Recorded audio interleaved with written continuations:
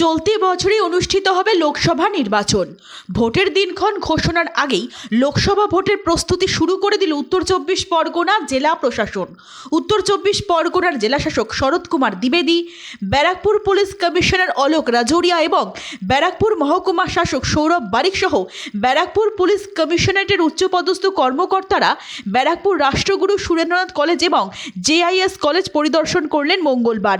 মূলত ব্যারাকপুর রাষ্ট্রগুরু সুরেন্দ্রনাথ কলেজে ব্যারাকপুর লোকসভা কেন্দ্রের স্ট্রং রুম এবং কাউন্টিং হয় এবং দমদম লোকসভা কেন্দ্রের স্ট্রং রুম করা হয়ে থাকে জেআইএস কলেজে।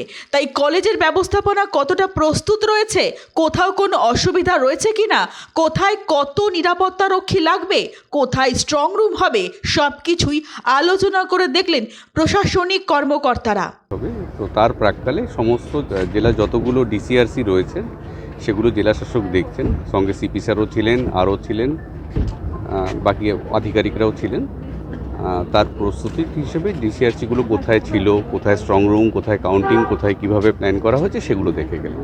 প্রথম ভিজিট করা হলো, জেলা শাসক প্রথমবার দেখে গেলেন। জেলার সমস্ত ডিসিআরসিগুলোই দেখছেন, তার মধ্যে ব্যারাকপুর পিসি এবং দমদম পিসির ডিসিআরসি আজকে দেখে গেলেন। প্রীতি ঘোষের রিপোর্ট, 3 দর্পণ।